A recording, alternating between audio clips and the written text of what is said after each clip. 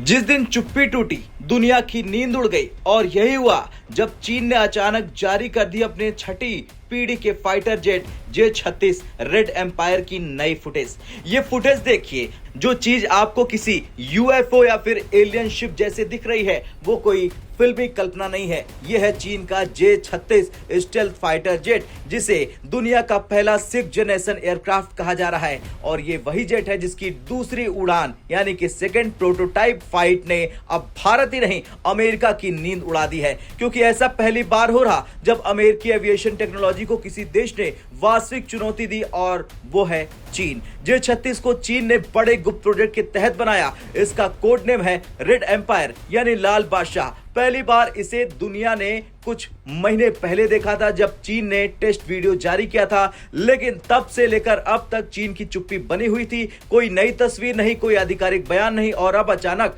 फिर से ये वीडियो आई जिसमें J-20 5th जनरेशन जेट के साथ J-36 को उड़ते हुए दिखाया गया। यानी अब चीन साफ बता रहा है कि वो J-20 से आगे बढ़ चुका है। J-36 है नई पीढ़ी का स्टेल्थ वॉरियर, जो सिर्फ स्पीड में नहीं बल्कि डिजाइन, इंजन और रडार स्टेल्थ में भी अनोखा है। जानकारी के मुताबिक J-36 में तीन इंजन है। जी हाँ, आप सही सुन रहे हैं। अब तक दुनिया के ज्यादातर फाइटर जेट 2 इंजन से चलते हैं, जैसे कि अमेरिका का F-22 या रूस का Su-57, लेकिन J-36 पहली बार 3 इंजन वाला स्टेल्थ जेट है। इससे इसकी स्पीड मैक 3 तक पहुंच जाती है, यानी आवाज की गति से 3 गुना तेज। इसकी रफ्तार अब तक सिर्फ प्रयोगात्मक जेट या स्पेस प्लेन में ही देखी गई है, और यही नहीं, इसमें पायलट्स भी साइड बाय साइड बैठते हैं, न कि आगे पीछे। ये डिजाइन बिल्कुल अलग है क्योंकि इसके बीच में मिडिल इंजन फिट किया गया है, बाकी दोनों इंजन साइड में है, जिससे इसका एयरफ्रेम बिल्कुल यूएफओ जैसा दिखता है। चीन के अनुसार J-36 में एक नया स्मार्ट इंजन मोड दिया गया है, जहां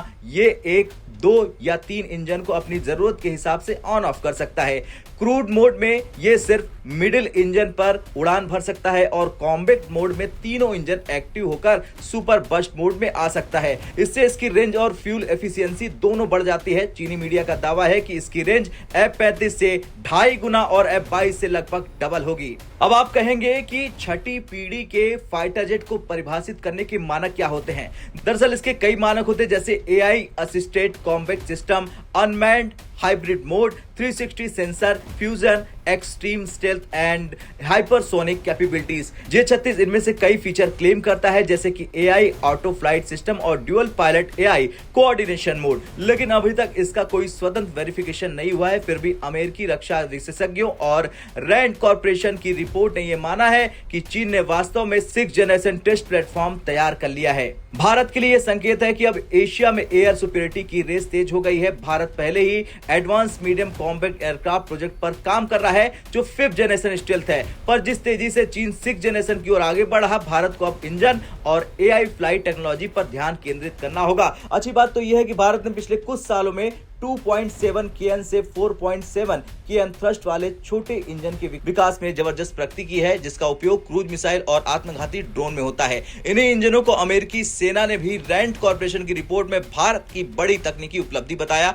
उन्होंने माना कि भारत अब ड्रोन वॉरफेयर एरा का महत्वपूर्ण खिलाड़ी बन गया है। वैसे कुछ भी हो, लेकिन भारत को अब 2 मोर्चों पर ध्यान देना होगा। एमका और TED-BF जैसे प्रोजेक्ट को स्पीड अप करना होगा। AI और इंजन टेक्नोलॉजी में स्वदेशी आत्मनिर्भरता लानी होगी। भारत के पास ब्रह्मोस जैसे सुपरसोनिक हथियार है। अब 2.7 से 4.7 kN इंजन और ड्रोन टेक्नोलॉजी भारत को नेक्स्ट जनरेशन एयर वॉरफेयर के लिए तैयार करेगी। लेकिन सवाल तो बनता है ना, क्या भारत अगला एमका उड़ाकर चीन को जवाब देगा, या फिर 6th जनरेशन टेक्नोलॉजी में भी अपनी राह खुद बनाएगा? आपका क्या कुछ कहना है?